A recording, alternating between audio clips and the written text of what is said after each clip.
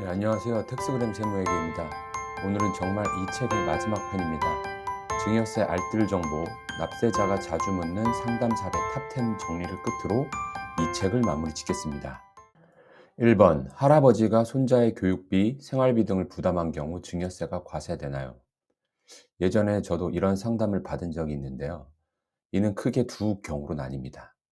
1차 부양 의무자인 부모가 자식을 부양할 능력이 있는 경우와 없는 경우로 나뉩니다. 부모가 능력이 있음에도 불구하고 조부모가 부담한 손자의 교육비 등은 증여로 볼 수 있습니다. 반대로 부모 능력이 부족하여 조부모가 대신 부담한 손자의 교육비 등은 증여세 비과세 대상인 피부양자의 생활비 및 교육비에 해당할 수 있습니다. 하지만 여기서도 주의할 점은 지원받은 금액을 교육비 등에 쓰지 않고 정기예금, 주식, 주택 매입자금 등으로 사용하는 경우에는 증여로 봅니다. 2번, 부모 자식 간 부동산 거래를 무조건 증여로 보는지, 아버지가 보유한 시가 10억 원 상당의 아파트를 5억 원만 들이고 취득할 때 발생할 수 있는 세금 문제가 궁금합니다. 세법에서는 부모 자식 간 양도 거래는 증여로 추정합니다. 하지만 대가를 받고 양도한 사실이 명백히 확인되면 매매 거래로 인정되죠. 지금 질문의 경우는 특수관계자 간 저가 양수도를 물어보는 것인데요. 질문과 같이 시가와 대가와의 차액 5억 원이 기준금액 3억 원을 초과하므로 그 초과분에 대해서는 2억에 대해 증여세가 부과됩니다. 또한 아버지 입장에서는 부동산을 매도하는 것이므로 양도소득세를 내야 합니다. 하지만 부당행위 계산 부인이라는 규정이 적용돼서 시가와 대가의 차액이 시가의 5% 이상이거나 3억 원 이상인 경우에는 거래 금액과 상관없이 시가를 기준으로 양도세를 재계산합니다. 3번, 5년 전에 부친에게 7천만 원을 증여받아 증여세를 납부했고 얼마 전에 모친으로부터 1억 원을 증여받아 증여세 신고를 하려고 합니다. 부친에게 증여받은 7천만 원을 합산해서 신고해야 하나요? 증여세에서는 부모는 동일인으로 봅니다. 따라서 10년 이내에 동일인으로부터 받은 증여재산 가액을 합산한 금액이 1천만 원 이상이면 그 가액을 이번 증여에 대한 증여세 신고 시 가산하여야 합니다. 다음은 책에서 소개한 동일인의 기준표입니다. 잘 참고하시어 증여 시 고려하시기 바랍니다. 4번, 계약자 및 피보험자는 어머니, 수익자는 자녀인 손해보험에 가입하고 보험료는 어머니가 납부하고 있습니다. 보험사고가 발생하여 보험금을 자녀가 수령하게 되면 증여세가 과세되나요? 자, 이건 매우 간단한데요. 돈, 즉 보험료는 어머니가 냈는데 자식이 받으면 당연히 낸 사람과 받은 사람이 다르므로 증여로 봅니다. 이건 역시 이 책에서 정리한 표를 보시면서 정리하시기 바랍니다. 5번, 재산을 증여받는 경우 세금 없이 받을 수 있는 한도를 알고 싶습니다. 이제는 너무나도 잘 알고 계신 내용이죠. 증여를 받은 자 기준으로 10년간 배우자는 6억, 직계 존속 5천, 직계 비속 5천, 사촌 이내 혈족 및 삼촌 이내 인척은 1천만 원. 또한 24년 1월 1일 이후 증여분부터 혼인신고일 전후 2년 이내 또는 자녀의 출생, 입양일로부터 2년 이내 직계 존속으로부터 증여받은 재산에 대해서는 증여재산 공제와는 별개로 최대 1억 원을 추가로 공제받을 수 있습니다. 6번, 2024년 신설된 혼인 출산 증여재산 공제를 적용받고 싶습니다. 공제 요건과 공제액이 얼마인가요? 얼마 전에 출산 공제를 적용하여 증여세를 신고한 적이 있습니다.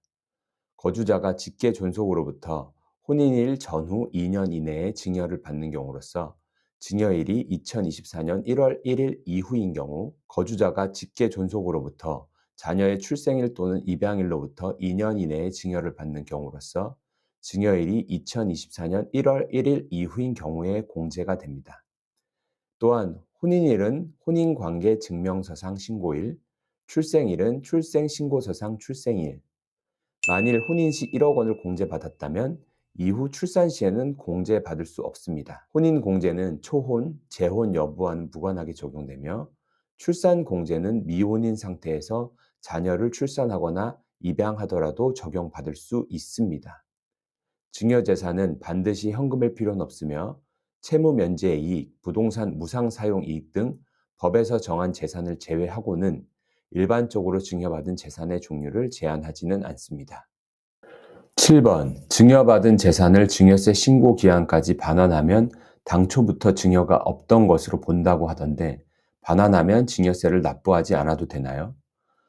증여받은 재산을 증여세 과세표준 신고 기한 내에 반환하는 경우에는 처음부터 증여가 없었던 것으로 봅니다.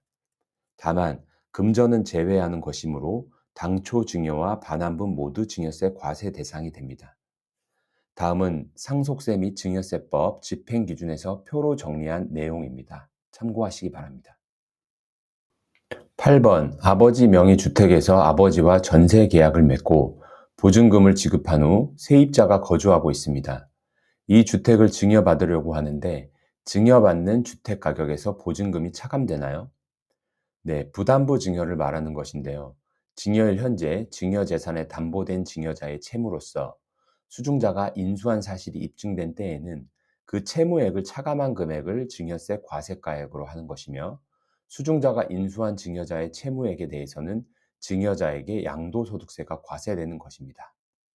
사안의 경우 부담부 증여 이전에 자녀가 부친 소유의 주택에 전세로 입주하면 계약서를 작성하고 실지 보증금을 지급한 사실이 입증되는 경우에는 증여받는 주택가액에서 차감됩니다. 9번. 주택을 구입하면서 부모님으로부터 부족한 자금을 빌리려고 합니다. 차용증을 작성하면 증여로 보지 않는지, 무이자로 빌려도 증여세가 과세되지 않는 한도가 있다고 하던데 정확한 기준을 알고 싶습니다.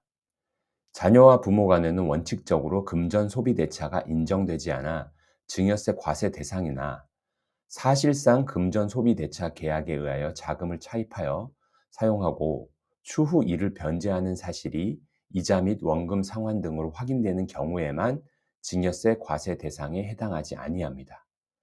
금전 소비 대차 계약으로 인정되면 2억 1,700만 원까지는 무이자나 저리로 빌려도 이자 상당하게 대하여 증여세가 과세되지 않습니다.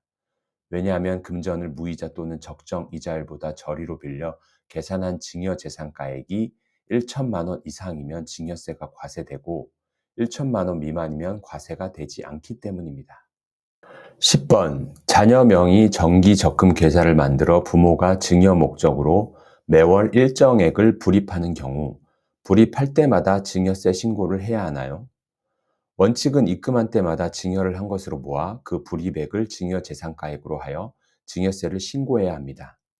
하지만 정기 적금 등의 계약 기간 동안 매회 불입할 금액을 부모가 불입하기로 약정한 경우로서 그 사실을 최초 불이익일이 속하는 달의 말일부터 3개월 이내에 관할 세무서장에게 신고하는 경우에는 상증령 제62조의 규정에 의하여 평가한 가액을 최초 불이익일에 증여한 것으로 보아 증여세 과세 표준을 계산할 수 있습니다. 유기정기금 평가 시 현재 적용되는 할인율은 3%로 매달 20만 원씩 10년간 불입한다고 가정하면 총 불입 원금은 2,400만 원이지만 할인 평가액은 2,186만 원이 됩니다. 이 금액으로 최초 불입일의 말일부터 3개월 이내에 증여세 신고를 할 수 있습니다. 자, 이렇게 해서 2025 주택가 세금에 이어 2025 세금 절약 가이드 2권까지 책을 모두 같이 읽어보았습니다. 26년에는 어떠한 내용이 업데이트되어 출간될지 기대가 됩니다. 이제 기본기는 다 익혔으니 앞으로는 실제 사례들을 위주로 한번 영상을 제작해 볼까 합니다. 여기까지 시청해 주셔서 감사합니다.